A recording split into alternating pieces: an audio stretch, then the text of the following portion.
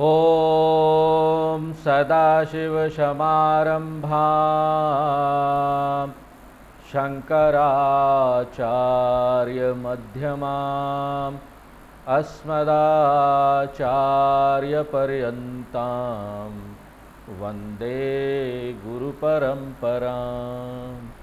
ओम। दूसरे अध्याय का पहले खंड का 7वां मंत्र पढ़ते हैं।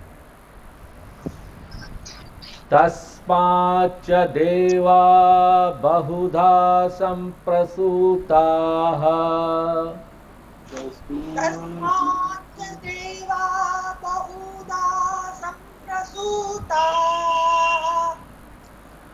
साध्या मनुष्या पशवो वयांसि मनुष्य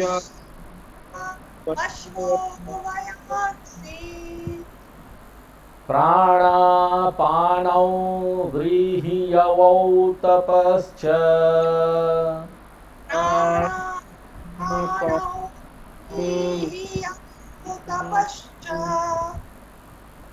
श्रद्धा सत्यं ब्रह्मचर्यं विधिश्च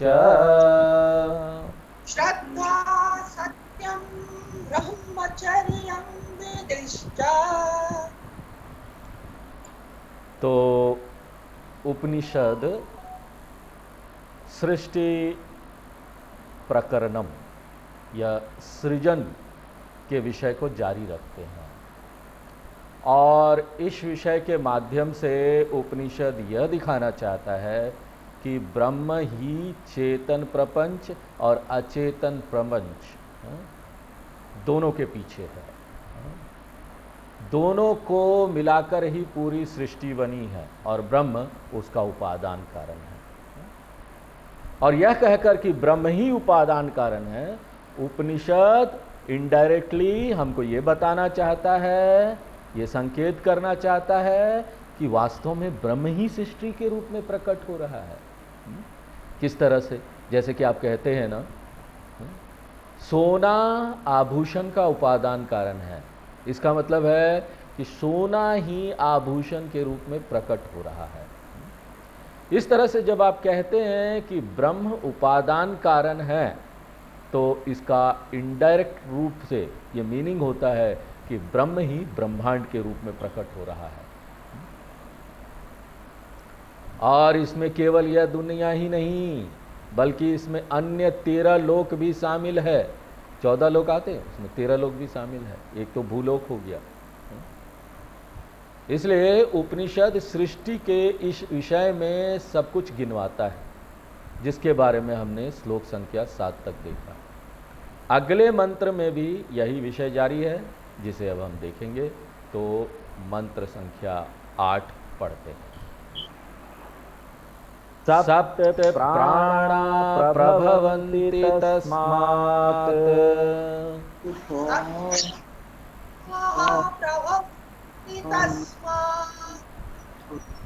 सप्तार्चिष समिद्धः सप्त होमाः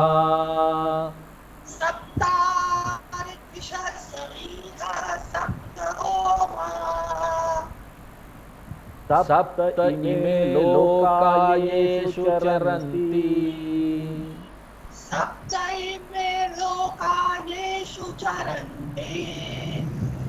प्राणगुहाशया निहिता सप्त सप्त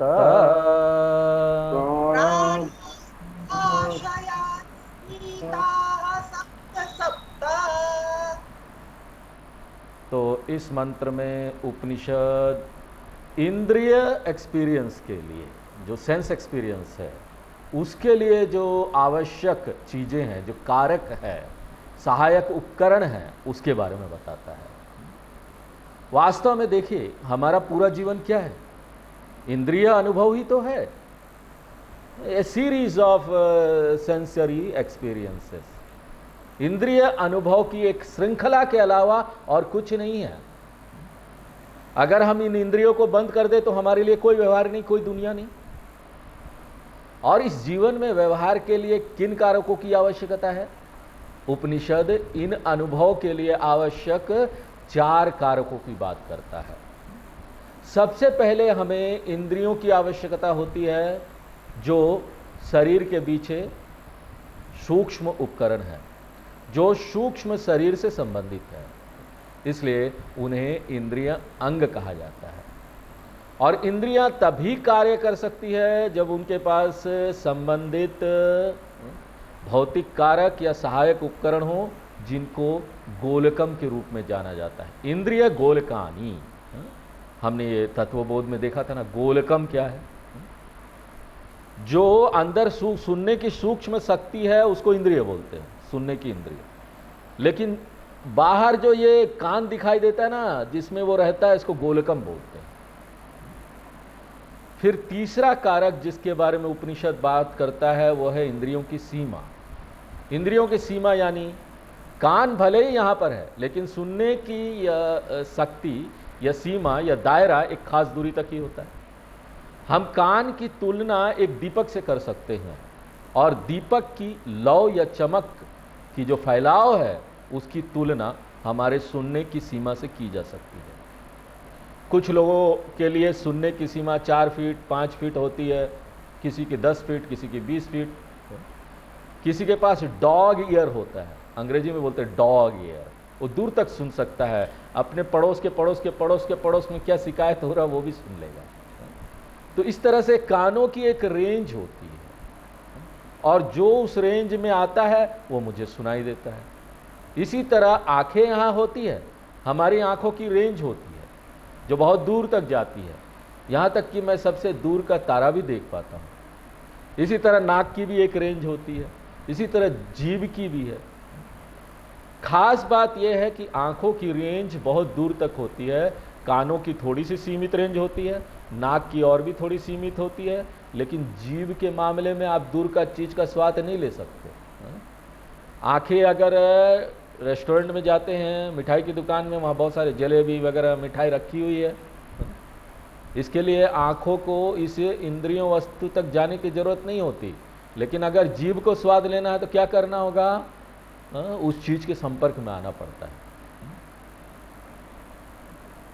नहीं तो क्या होगा कि आपकी जीभ यहाँ पर है और उसका रेंज अगर दूर तक है तो दुकान तक चले जाएगी, मिठाई के पास चले जाएगी और हम स्वाद लेना शुरू कर देंगे।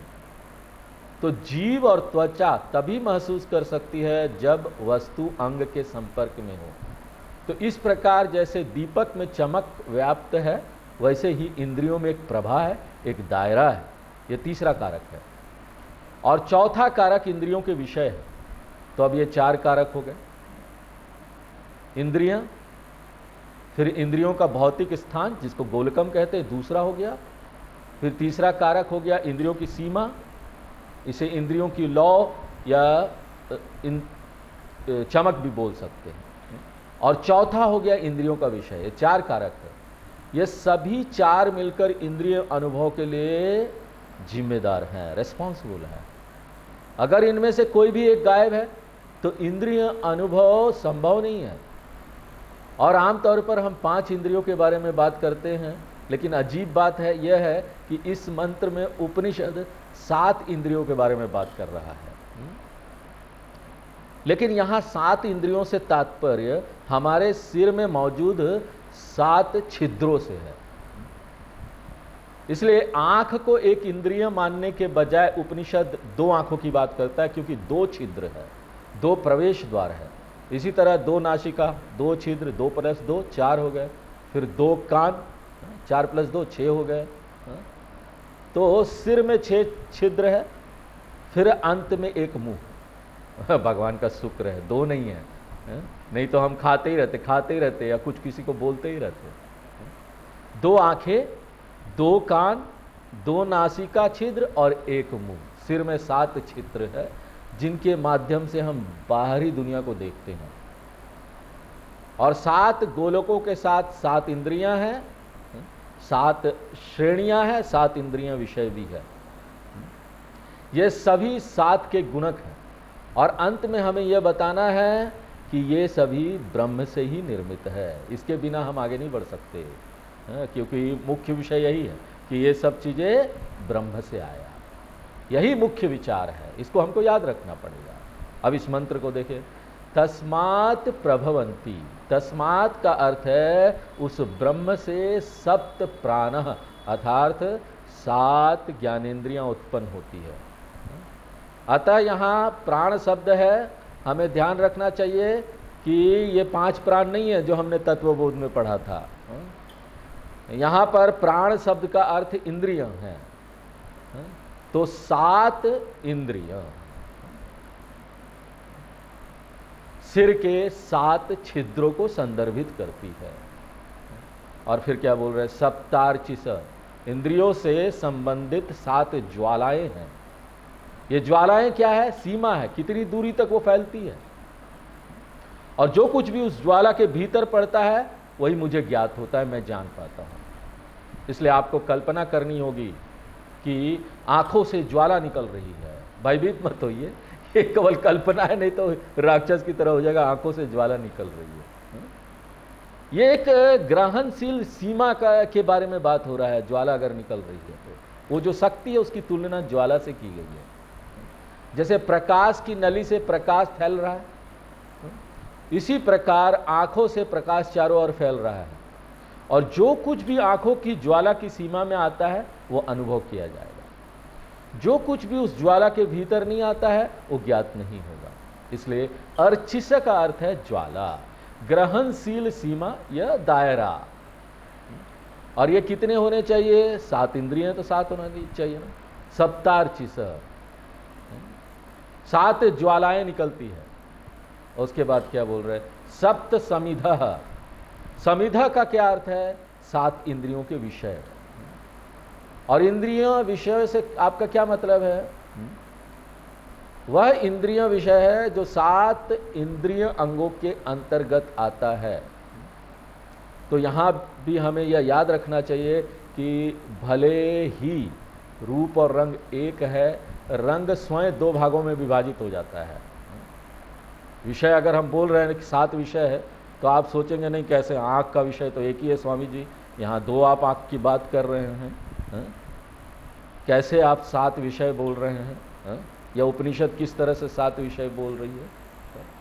यहाँ पर हमको याद रखने पड़ेगा ना, यहाँ पर आंखें 2 है, लेकिन रंग जो है ना दोनों आंखों से अलग अलग हम देखते हैं।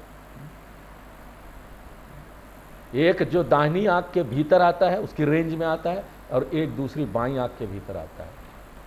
जो कुछ भी इस क्षेत्र में है वे इस आंख के भीतर आने वाली क्या है, इंद्रियों के विषय है। इसलिए 7 विषय, एक एक आंख एक एक विषय देख सकती, उसके संपर्क में आ सकती। तो जो कुछ भी इस क्षेत्र में है उस आंख के भीतर आता है। और चूंकि 2 आंखें हैं, इंद्रिय विषय के 2 समूह हैं, एक एक आंख में आता है और एक दूसरी आंख में आता है। इसलिए कितने इंद्रिय विषय हो गए, 7। इसलिए क्या बोल रहे हैं, सप्त समिधः। और सुंदरता यह है कि उपनिषद इंद्रिय बोध को एक प्रकार के यज्ञ के रूप में कल्पना करता है। देखो हम लोग वैदिक लोग जो है ना, वो हर चीज को यज्ञ के रूप में देखते हैं। वेद हमेशा ना यज्ञ के बारे में बोलना पसंद करता है, अच्छा लगता है क्योंकि वो यज्ञ की बात करता है। हमारे इंद्रिय बोध की तुलना भी एक यज्ञ से ही की जाती है, क्योंकि आंखें ज्वाला की तरह होती है और इंद्रिय विषय आहुति की तरह होता है। हर बार जब मैं इंद्रिय बोध करता हूं, उसका उपयोग कर रहा हूं, तो इंद्रियों में अर्पित किया जाता है उस विषय को। तो वहां एक अर्पण हो रहा है, हम कुछ अर्पण कर रहे हैं। और यहां पर होम कुंड क्या है, ये जो कान है, मान लीजिए कुछ सुन रहे हैं तो ये गोलक होम कुंड है। इंद्रिय क्या, अग्नि के समान है, और इंद्रिय विषय घी के समान है। और जितना अधिक आप अर्पित करते हैं, देखिए यहाँ एक सौंदर्य है, अग्नि में जितना आप अधिक अर्पित करेंगे अग्नि बढ़ती है और उतना अधिक मांगता है, और दो, जितना खाएंगे मुंह में अर्पण करेंगे उतना और अधिक मांगेगा। इसी तरह हम जितना अधिक इंद्रिय विषय का आनंद लेते हैं उतना ही अधिक हम मांगते जाते हैं। इसको कहते हैं आसक्ति, या अग्नि के समान। इसलिए सप्त समिधा। और तीसरी पंक्ति में सप्त इमे लोका। तो यहां भी लोक शब्द को ध्यान से हमको समझना चाहिए। यहां इस शब्द का अर्थ है गोलकम, इंद्रिय अंग का भौतिक भाग, जो बाहर का भाग जो दिखाई देता है। इंद्रिय अंग के दृश्य भाग को गोलकम कहते हैं और इंद्रिय अंग के अदृश्य भाग को इंद्रियम कहते हैं। हमने प्राण के नाम पर इंद्रियों के बारे में बात की, अब हम लोक के नाम पर गोलकम के बारे में बात कर रहे हैं। इस प्रकार हमें 7 गोलकम, 7 इंद्रिय, 7 अर्ची या ज्वालाएं और 7 इंद्रिय विषय मिले हैं। ये 4 कारकें शामिल हैं और इन 4 कारकों के साथ क्या होता है? सप्त होम, लगातार यज्ञ हो रहा है। सुबह से ही पहला यज्ञ शुरू हो जाता है। सुबह के पहले यज्ञ को क्या बोलते हैं? चाय यज्ञ। बिस्तर वाला चाय यज्ञ शुरू हो जाता है, बेड टी।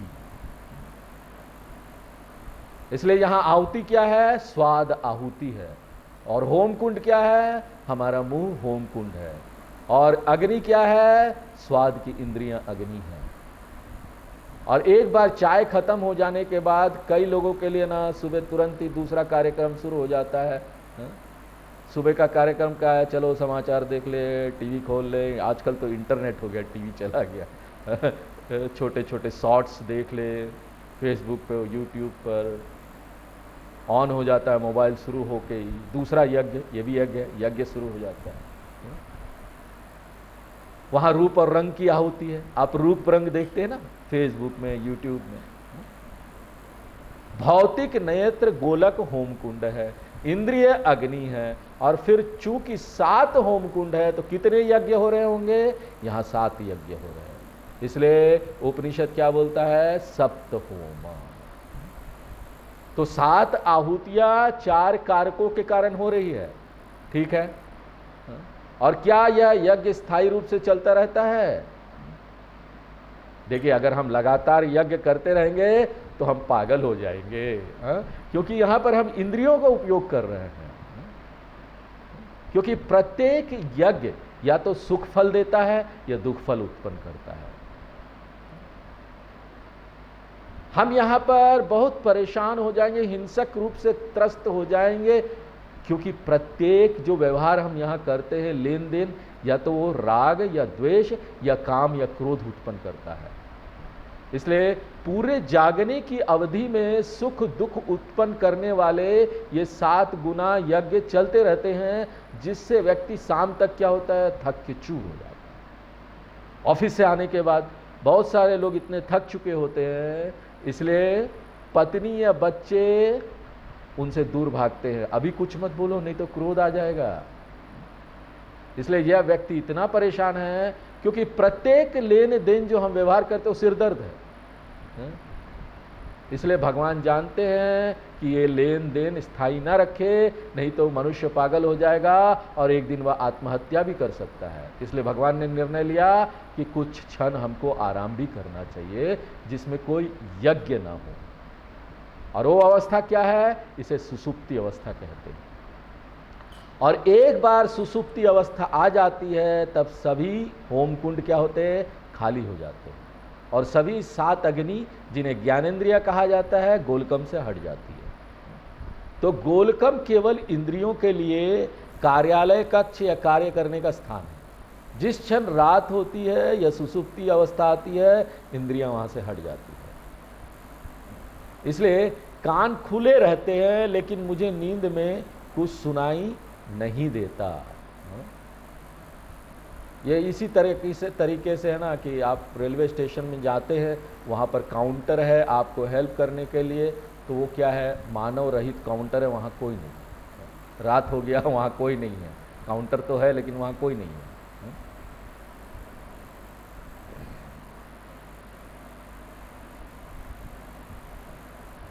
लेकिन काउंटर पर कोई है नहीं, महिला पुलिस कोई भी नहीं है। और त्वचा भी ना, मच्छर वगैरह काटते रहे, ये व्यक्ति सोया हुआ, इसको कुछ भी नहीं पता।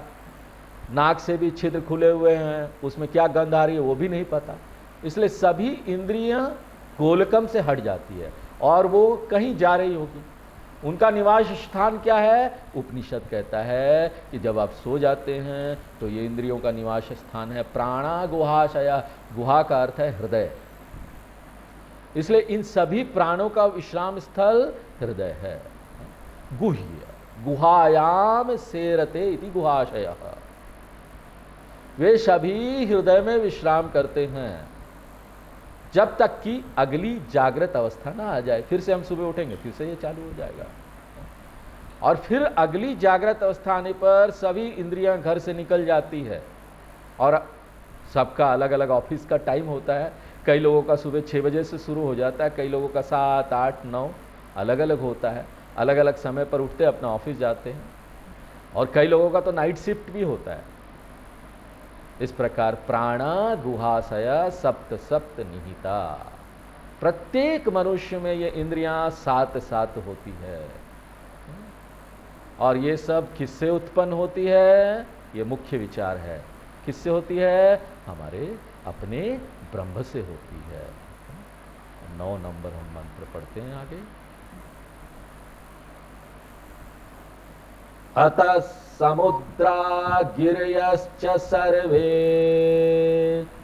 अतः समुद्रा गिरयश्च सर्वे, अस्मात् स्यन्दन्ते सिन्धवः सर्वरूपाः,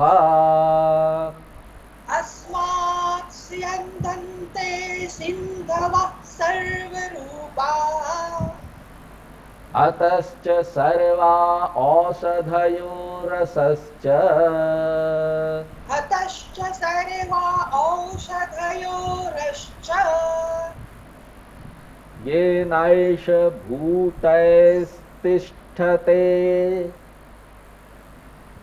येनैष भूतैष तिष्ठते, ह्यन्तरात्मा। अंतरात्मा। तो ना केवल यहाँ व्यक्ति परत जगत ब्रह्म से उत्पन्न होता है, लेकिन वस्तुगत जगत भी ब्रह्म से ही उत्पन्न होता है। न केवल आध्यात्म ब्रह्म से उत्पन्न हुआ है, आदिभूतम भी ब्रह्म से उत्पन्न हुआ है। और वह क्या है? कुछ उदाहरण दिए गए। अतः स्यन्दन्ते, अतः का अर्थ है उस ब्रह्मन से ही उत्पत्ति। स्यन्दन्ते का अर्थ है आना, निकलना, उत्पन्न होना। उस ब्रह्म से ही ये सभी चीजें, वो क्या क्या है? समुद्र, सभी महासागर, गिरयः सभी पर्वत, सिंधव सभी नदियां, सर्वरूपः, सर्वरूपः नदियों के लिए है, सभी प्रकार की नदियां। तो शुद्ध पानी वाली स्वच्छ नदी भी है, गंदी नदी भी है। मुझे आपको बताने की आवश्यकता नहीं है, ऐसे गंदे वो सब नदी नाले सब है, आप जानते हैं।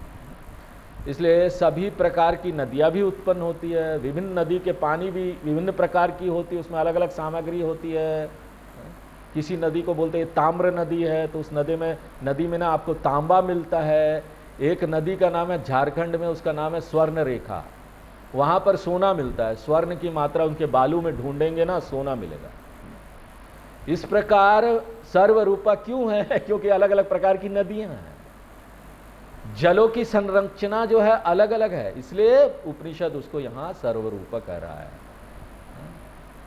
और केवल भौतिक रूप से ही भिन्न नहीं है कि उसमें ताम्र है या उसमें स्वर्ण है, धार्मिक रूप से भी उसमें अंतर है। कुछ नदियां देखिए, गंगा नदी, उसको पवित्र माना जाता है, महिमा मंडित किया जाता है, और कुछ नदी वो पवित्र नहीं है। ये सब क्या? ब्रह्म से ही पैदा हुए। और ये केवल इतना ही नहीं, अतश्च सर्वा औषधयः, सभी पेड़ पौधे, झाड़ियाँ, संक्षेप में सभी वनस्पतियों का पैदाइश भी ब्रह्म से हुआ है। अतः का अर्थ है केवल इसी से, और ये सर्वनाम शब्द है, और ये ब्रह्म को संकेत कर रहा है कि ब्रह्म को बोला जा रहा है। इस ब्रह्म से ही सभी पौधे पैदा होते हैं, और केवल पौधे ही नहीं, रसश्च, पौधों में पोषक शक्ति जो है वो भी। कोई पौधा कार्बोहाइड्रेट प्रधान है, कुछ में प्रोटीन होता है, कुछ में फैट होता है, कुछ में नमक होता है, सभी प्रकार की चीजें। पौधों में वह क्षमता है वो पोषक, उसी को रस, ऊर्जा या सार कहते हैं। उसी के कारण देखिए हमारा शरीर क्या होता है, पोषित रहता है। इसलिए पौधे भी ब्रह्म से पैदा हुए हैं, उनका पोषक सार भी ब्रह्म से पैदा हुआ है। और उस रस की महिमा क्या है, उपनिषद कहते हैं कि उसी रस के कारण ही प्रत्येक मनुष्य जीवित है। पौधों की उस पोषक शक्ति के कारण ही प्रत्येक मनुष्य जीवित है। इसका क्या मतलब है, उसी के कारण हम अपना भोजन कर पाते हैं और उसी भोजन से हमें अन्न रसे नैव भूत्वा मिलता है। तत्वबोध याद आ गया, अन्न रसे नैव भूत्वा अन्न रसे नैव वृद्धि प्राप्य अन्न रूपम पृथ्वीयाम यद विलीयते, उसमें मिल जाता है। ये भौतिक शरीर, ये भौतिक शरीर अन्न से आता है, अन्न से बढ़ता है और अंत में छोटा थोड़ा सा राख होकर धरती पर मिल जाता है। अन्न से मिल जाता है वो, कि धरती से ही पौधे पैदा होते, सब साग सब्जियां, और अन्न में मिल गया वो। ठीक है, तो आप ये तर्क दे सकते, कई लोग ये दे सकते, नहीं पौधों से नहीं, हम लोग पौधों से नहीं यहाँ बढ़ते हैं और पौधों में नहीं मिल जाते हैं,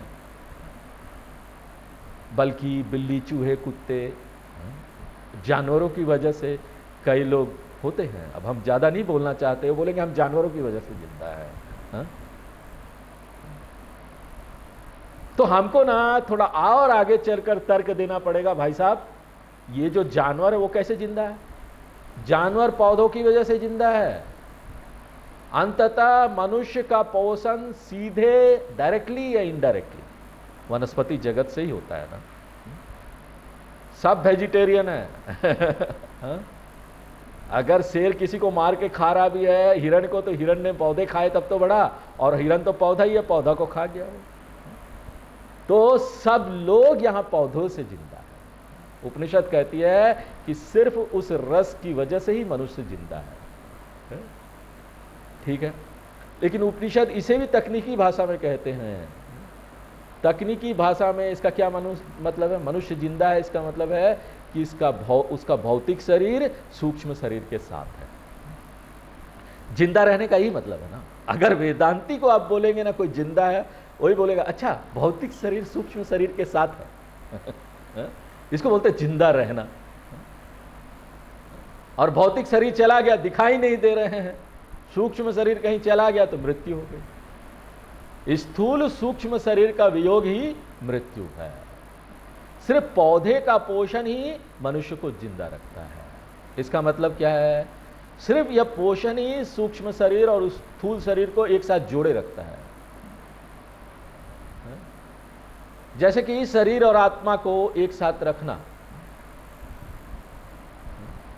और यहां वही कहा जा रहा है, ये ना केवल इसी पोषण के कारण अंतरात्मा।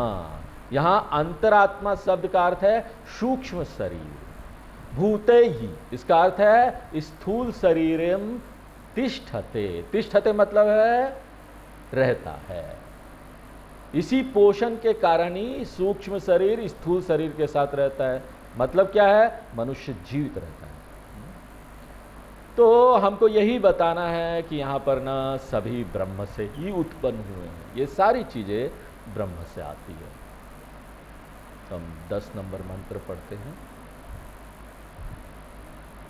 पुरुष एवेदं विश्वं कर्मा,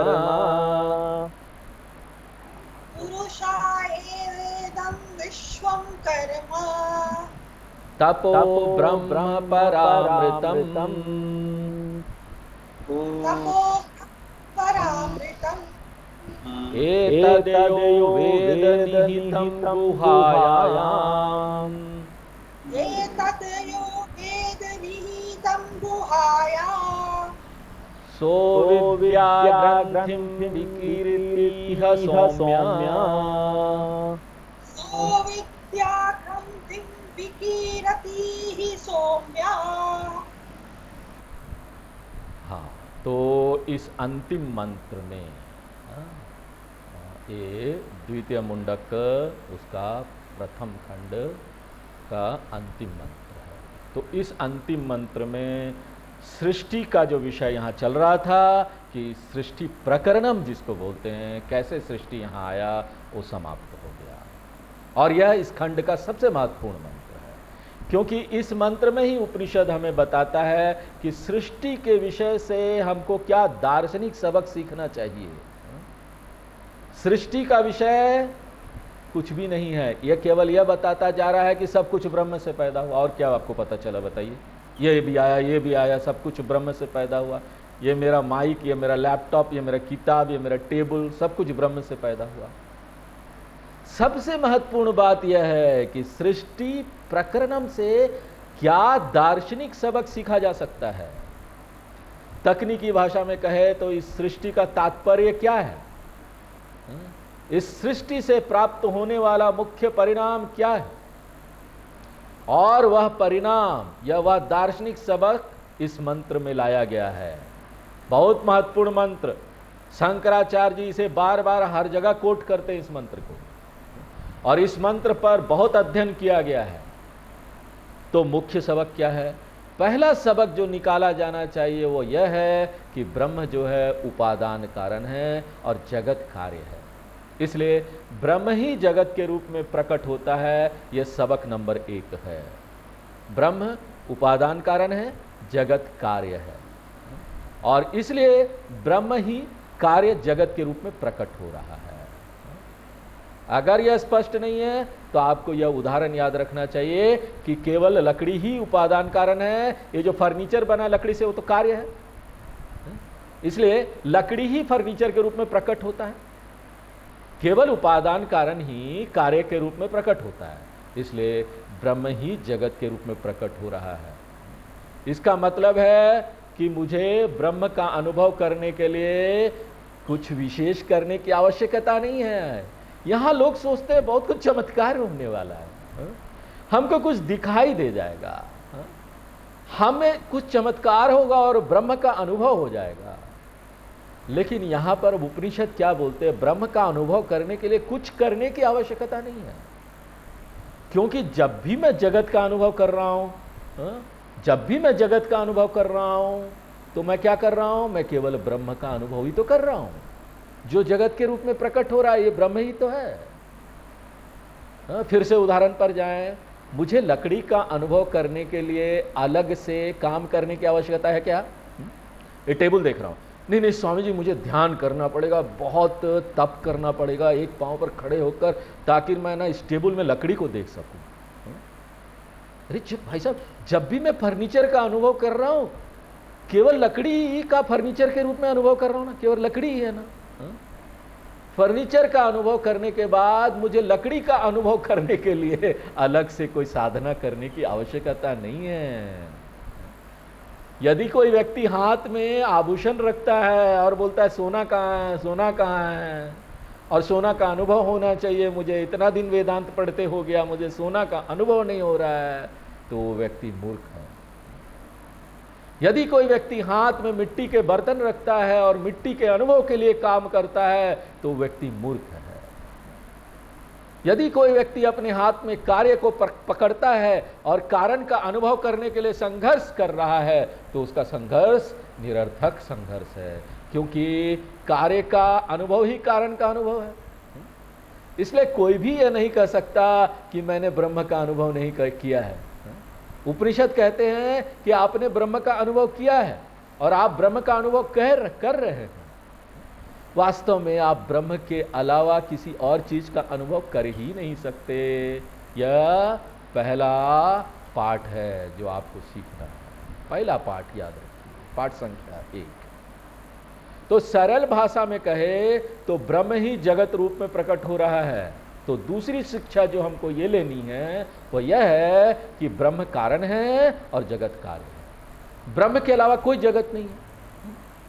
ब्रह्म के अलावा जगत नाम का कोई पदार्थ है ही नहीं, क्योंकि हम जानते हैं कि जब लकड़ी कारण है और फर्नीचर कार्य है, जैसे मेज कुर्सी वगैरह, तो हम जानते हैं कि मेज नाम का कोई पदार्थ है ही नहीं, कुर्सी नाम का कोई ठोस पदार्थ है ही नहीं, लकड़ी नाम का ही एक पदार्थ है, सब लकड़ी है। तो मेज क्या है? क्या है मेज? स्वामी जी आप बोल रहे है नहीं, मैं छू पा रहा हूं, फिर ये क्या है? ये केवल वाचारंभनम विचारो नाम ध्येयम है। वेदांत में बड़ा प्रसिद्ध ये वाक्य है, याद रखिए। कोई भी बोले क्या है ना, आप बोल दीजिए वाचारंभनम विचारो नाम ध्येयम। मेज का केवल शाब्दिक अस्तित्व है, जीभ पर है सिर्फ मेज, बोलने के लिए असार अस्तित्व है। कुर्सी का केवल शाब्दिक असार अस्तित्व है। संक्षेप में किसी भी कार्य का केवल शाब्दिक असार अस्तित्व होता है, अर्थात जगत इसी को पूरा ब्रह्मांड में अप्लाई दिस प्रिंसिपल। ये सिद्धांत को पूरा जगत में अप्लाई कर दीजिए, एवरीथिंग। बोलेंगे ना आप जगत, world is only a word, सिर्फ एक शब्द है, ये कोई पदार्थ नहीं है, नाम मात्र सत। और इसी को हम क्या बोलते हैं तकनीकी रूप से? इसी को बोलते हैं जगत मिथ्या है। और फिर पदार्थ क्या है आप बोलेंगे? केवल एक ही पदार्थ है, एक ही ठोस चीज है, वो क्या है? ब्रह्म। इसलिए जब मैं कहता हूं कि संसार मिथ्या है, तो आपको सृष्टि प्रकरणम में शामिल करना पड़ेगा। जो भी चीज यहां लिस्टेड किया गया, सूचीबद्ध किया गया, 5 भूत भी, वो सब क्या है? मिथ्या है। 5 तात्विक भी क्या है? मिथ्या है। पक्षियों के बारे में क्या? मिथ्या है। नदियों के बारे में क्या? मिथ्या है। पहाड़ के बारे में क्या? मिथ्या है। वास्तव में आप जो कुछ भी अनुभव करते हैं वो मिथ्या है। तो फिर एकमात्र पदार्थ क्या है? केवल ब्रह्म ही पदार्थ है। यह दूसरा लेसन है जो आपको सीखना है, जो हमको यहां से लेना है। अब उपनिषद इन 2 पाठों को पहली 2 पंक्तियों में प्रस्तुत करता है इस मंत्र का। वो क्या है? पुरुषा एव इदम विश्वम। पुरुष, पुरुष का अर्थ है ब्रह्म। पूरयति सर्वम इति पुरुषः, जो सर्वव्यापी है, जो अनंत है। तो अनंत ब्रह्म ही इदम सर्व है, यह सब है, यहां पर सब कुछ है। और इन सब से आपका क्या मतलब है? कर्म और तप। कर्म का अर्थ है सभी क्रियाएं, और तप का अर्थ है सभी ध्यान। और उसमें आपको जोड़ना होगा, दिया हुआ नहीं है मंत्र में, आपको जोड़ना होगा तेषाम फलम, कर्म और ध्यान के सभी फल। तो पूरा विश्व जिसमें कर्म और ध्यान और उसके फल शामिल है। देखिए ये फिर से ना प्रस्तुत करने का, उपनिषद का जो प्रेजेंट करने का एक टेक्निकल तरीका है, तकनीकी तरीका है।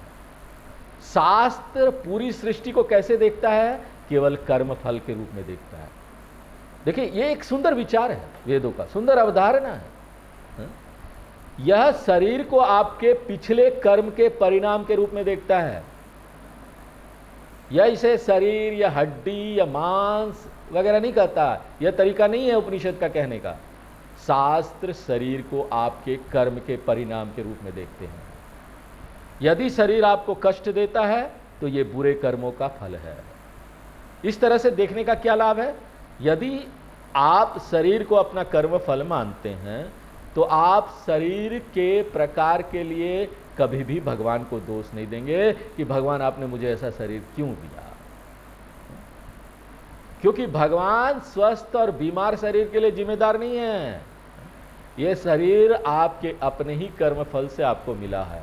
इसी तरह आपको क्या एटमॉस्फेयर मिलेगा, किस वातावरण में आप जन्मेंगे, वो भी कर्म फल है। यदि आपको बड़ा साफ सुंदर वातावरण मिल रहा है, आप यूरोप में जन्म लेते हैं, इतने सुंदर सुंदर वहाँ पर सड़कें हैं, इतनी सुंदर प्राकृतिक वातावरण है, तो ये आपके पुण्य का फल है। और यदि आसपास नालियाँ हैं, झुग्गी झोपड़ी है, मच्छर है, वहाँ हम पैदा होते हैं, तो हमारा पाप का फल है। सृष्टि क्या है? कर्म और उपासना का फल है। अतः कर्म तपः ततः फलम च इदम विश्वम। और यह पूरी सृष्टि ब्रह्म के अलावा और कुछ नहीं। इसका क्या मतलब है? ब्रह्म के अलावा कोई सृष्टि नहीं है। इसी को कहते हैं ब्रह्म सत्यम जगद मिथ्या। ब्रह्म सत्य का अर्थ है कि ब्रह्म ही एकमात्र पदार्थ है, जगत मिथ्या है, जगत आसार है, उसमें कोई ठोस नहीं है, सिर्फ नाम और रूप है, आंखों में रखने के लिए और जीव में, आंख और जीव तक सीमित है नाम और रूप। और इस ब्रह्म का स्वरूप क्या है? परामृतम बोलते हैं। परम का अर्थ परम सत्य, परम पदार्थ है। यह इस सृष्टि का परम पदार्थ है और न केवल यह परम अमृतम च है, बल्कि यह शाश्वत सत्य है। इसलिए यह परम और शाश्वत सत्य है। यह ब्रह्म ही एकमात्र पदार्थ है, बाकी सब कुछ नहीं, सब सारहीन है। हमने अभी तक जो व्यवहारिक सबक सीखा है वो हमको हमेशा याद रखना चाहिए। व्यवहारिक सबक क्या है? व्यवहारिक सबक यह है कि जब भी आप हो, यहाँ आपको पता चल गया ना वेदांत में, कैसे आप अपनी इसको व्यवहार में अप्लाई करेंगे? हा? कोई भी आप यहाँ पर जो चीज का सार नहीं है उस पर निर्भर रहेंगे, उसको पकड़ के रखेंगे, तो आपका जीवन कैसा रहेगा? असुरक्षित रहेगा। अगर आप सारहीन चीज को पकड़े रहते हैं तो आपका जीवन खतरे में है। तो आप यहाँ पर क्या सीख लेते हैं? प्रैक्टिकल, व्यवहारिक, कि कोई भी आप किसी इस दुनिया में किसी पर भी निर्भर रहेंगे, किसी चीज पर भी निर्भर रहेंगे ना, तो आपका जीवन खतरे में रहेगा। यह एक गत्ते के कुर्सी पर बैठने जैसा है। आप उदाहरण याद रखें, मैं बार बार देता हूं। एक गत्ता का चेयर है ना, गत्ते का चेयर, वो बड़े सुंदर ढंग से आप उसको सजा लीजिए, उसको पेंटिंग वुंटिंग कर लीजिए, आप उसका हर चीज के लिए इस्तेमाल कर सकते हैं, सिवाय एक चीज, क्या? उस पर बैठे नहीं। इसी तरीके से पूरी दुनिया क्या है? पूरी दुनिया ना ये सारहीन खोखली कुर्सी की तरह है। इसका मतलब क्या है कि मानसिक रूप से सृष्टि में किसी चीज पर निर्भर न रहे। यह एक स्टैट्यूटरी वार्निंग दिया जा रहा है। यहाँ उपनिषद क्या दे रहे हैं? वैधानिक चेतावनी दे रहे हैं। अगर आप इसको नहीं समझेंगे तो आप हमेशा मुसीबत में पड़ जाएंगे। और अगर आप इस खोखली दुनिया को पकड़े रहते हैं और बाद में मुसीबत में पड़ जाते हैं, तो भगवान को दोष मत दीजिएगा, किसी को दोष न दें, क्योंकि भगवान ने तो आपको बता दिया। आप केवल अपने विवेक को दोष दें कि मैंने विवेक नहीं किया। इसलिए यदि आप सुरक्षा चाहते हैं तो किसको पकड़ना होगा? ब्रह्म को पकड़े। यदि आप अमरता चाहते हैं, अमर होना चाहते हैं इस संसार में, तो किसको पकड़ना होगा? ब्रह्म को पकड़े। यदि आप पूर्णत्वम चाहते हैं तो ब्रह्म को पकड़े। यदि आप जीवन में शांति चाहते हैं तो ब्रह्म को पकड़े। वास्तव में हम जो कुछ भी खोज रहे हैं वह कहां पाया जा सकता है? ब्रह्म में ही पाया जा सकता है। यह इस मंत्र का पहला भाग है। और दूसरे भाग में उपनिषद इस बात से संबंधित है कि उस ब्रह्म को कैसे जाना जाए। हमने बोल तो दिया ब्रह्म ब्रह्म ब्रह्म, ब्रह्म को कैसे जाना जाए, यह सबसे महत्वपूर्ण हिस्सा है। क्योंकि लोग यह प्रश्न पूछते हैं कि ब्रह्म को कैसे महसूस किया जाए, ब्रह्म को कैसे जाना जाए।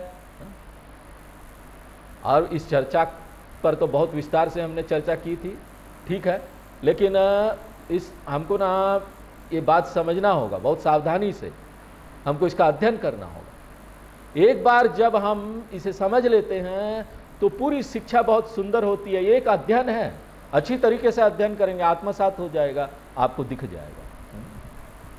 हमने क्या कहा था? ब्रह्म उपादान कारण है, कारण है, जगत कार्य है। ब्रह्म और जगत के बीच क्या संबंध है? कार्य कारण संबंध, कारण कार्य संबंध है। तो कार्यम और कारणम, कारणम और कार्य के बीच क्या अंतर है? नंबर एक, कारणम एक है, कार्य अनेक है। जिस तरह से सोना एक है, उससे बने आभूषण अनेक है। एक कारणम, अनेक कार्य। लकड़ी एक है, फर्नीचर अनेक है। पानी एक है, नदी और महासागर बहुत सारे हैं। मिट्टी एक है, बर्तन बहुत सारे हैं। चावल एक है, चावल एक है, और उससे कितनी कितने चीजें बन सकती है, वो कितनी कितनी किस्म की चीजें बन सकती है। बिरयानी बना लो, पुलाव बना लो, कितनी सारी चीजें बना लो, डोसा इडली कुछ भी बना लो, बहुत सारी चीजें। एकमेव कारणम अनेक कार्याणि। पहला अंतर है कारणम एकम कार्यम अनेकम। और पूरा दूसरा अंतर जो हमने देखा था वो है कारणम सर्वगतम। सर्वगतम का क्या मतलब है? यह सभी कार्य में व्याप्त है, जबकि कार्यम का प्रभाव अल्पगतम या सीमित है। जहां चूड़ी है वहां अंगूठी नहीं है, जहां अंगूठी है वहां चूड़ी नहीं है। इसलिए सोना सर्वगत है, क्योंकि सोना चूड़ी में भी है, अंगूठी में भी है। चूड़ी का एक स्थान है, अंगूठी का एक स्थान है, लेकिन सोना तो दोनों में है, सब जगह है। अतः जहां सागर है वहां नदी नहीं है, जहां नदी है वहां कुआं नहीं है, परंतु जल क्या है? सागर के अंदर भी है, नदी के अंदर भी है, कुआं के अंदर भी है, सब के अंदर।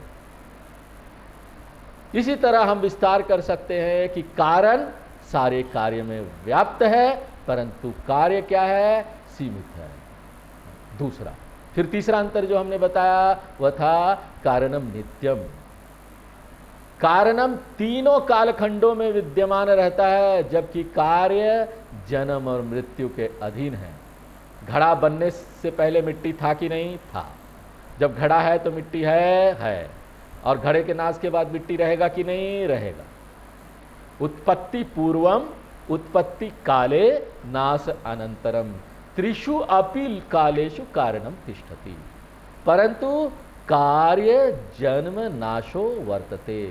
इसी तरह लहरें उठती और डूबती है, जल नहीं उठता और डूबता है। आभूषण बनते और पिघलते हैं, सोना चलता रहता है। तीसरा अंतर क्या है? कारणम नित्यम कार्यम अनित्यम। फिर चौथी और सबसे महत्वपूर्ण बात जो मैंने बताई वो ये है कि कारणम का स्वतंत्र अस्तित्व है, इसलिए मिट्टी स्वतंत्र रूप से मौजूद हो सकती है, जबकि कार्यम, जब आप किसी बर्तन के अस्तित्व के बारे में बात करते हैं तो वो किस पर निर्भर करता है? उसके अस्तित्व का दावा वास्तव में कैसे है? कार्य की सत्ता के कारण से, उससे उधार ली गई है। आप इसे तकनीकी भाषा में रखना चाहते हैं तो ये हो गया। सरल व्यवहारिक भाषा में बर्तन मिट्टी पर निर्भर करता है। इस समझ सकते हैं ना, ये भाषा ऐसी है, निर्भर है उसके, बिना उसके चलेगा नहीं। बर्तन की सत्ता, जब आप कहते हैं कि बर्तन है, बर्तन की सत्ता बर्तन से संबंधित नहीं है, वह मिट्टी से उधार ली गई है। आप कैसे जानते हैं? कैसे जानते हैं आप? मिट्टी को हटा दीजिए, बर्तन है। बिना मिट्टी के बर्तन नहीं रह सकता, वो अस्तित्व का आनंद नहीं ले सकता। आप ये नहीं कह सकते कि बर्तन को नष्ट करो, मिट्टी नहीं रहेगा। मिट्टी रहेगा। इसलिए मिट्टी क्या है? सत्य है। बर्तन क्या है? मिथ्या है। कारणम सत्यम कार्यम मिथ्या। ब्रह्म को निकाल दो पूरे जगत से तो कुछ भी नहीं बचेगा। तो चार मुख्य विशेषताएं क्या है? कारणम एकम कार्यम सर्वगतम, कारणम नित्यम, कारणम सत्यम, ये है। कारणम एकम, कारणम सर्वगतम, कारणम नित्यम, कारणम सत्यम, ये चार है। अब यहां इस सृष्टि में आपको इसकी तलाश करनी है। कीजिए, खोजिए, कौन सा एक है, कौन सा सर्वगत है, कौन सा नित्य है, कौन सा सत्य है। विवेक कीजिए, कौन सा चीज है जो इन चार कंडीशन को पूरा करती है। ब्रह्म की खोज करने के लिए, ब्रह्म तक पहुंचने के लिए आपको अपनी जांच शुरू करनी पड़ेगी। और आपकी जांच क्या होनी चाहिए? या खोजने की कोशिश करें कि कौन सा चीज है जो इन चार शर्तों को पूरा करती है। मुख्य रूप से तीन। आपको कुछ ऐसा खोजना है जो हर जगह है, आपको कुछ ऐसा खोजना है जो शाश्वत है, जो आपको कुछ ऐसा खोजना है जो एक है। वह क्या है? अब अगर मैं अपने इस शरीर को देखूं, भौतिक शरीर को, तो देखेंगे कि ये शर्तें उसमें पूरा नहीं होती। भौतिक शरीर तो चला जाएगा, शाश्वत नहीं है, सर्वव्यापी भी नहीं है। सृष्टि की कोई भी अन्य चीज आप ले, आप पाएंगे वो शाश्वत नहीं है, वो सीमित है। सबसे छोटे परमाणु से लेकर सबसे बड़े तारे तक।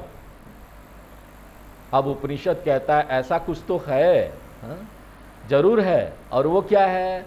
जब भी आपको कुछ अनुभव होता है तो आप कहते हैं कि एक आदमी है, एक औरत है, एक मेज है, वहाँ एक कुर्सी है, एक कलम है, एक किताब है, एक सितारा है। और वो क्या चीज है जो इन सभी अनुभव में समान है? वह है, वह है, वह है, वह गाड़ी है, वह घर है, वो शरीर है, वो आदमी है, वह है। आप सृष्टि की हर चीज को एक अस्तित्वमान इकाई के रूप में सराह रहे हैं। इस अस्तित्व को संस्कृत में क्या कहा जाता है? सत्ता। इसी को बोलते हैं सत्ता। जो कुछ ऐसा प्रतीत होता है जिसकी मैं हर जगह सराहना करता हूं, ये है, आई कैन अप्रिशिएट। क्या मैं किसी चीज की गैर मौजूदगी के रूप में उसका सराहना करता हूं? किसी वस्तु की भी बहुत सराहना किस रूप में होती है? बड़ा सुंदर है, बड़ा अच्छा है, वह है इस रूप में होती है। इसलिए उपनिषद कहते हैं जो सर्वत्र है, जो शाश्वत है और जो एक है, वह अस्तित्व है। इस अस्तित्व के बारे में हमको और जानना है और इसके बारे में खोज करनी है, अध्ययन करना है। और ये हम अब अगली क्लास में करेंगे। आज यहीं पर विराम देते हैं। ओम पूर्णमदः पूर्णमिदं पूर्णात् पूर्णमुदच्यते पूर्णस्य पूर्णमादाय पूर्णमेवावशिष्यते। ओम शांति शांति शांति।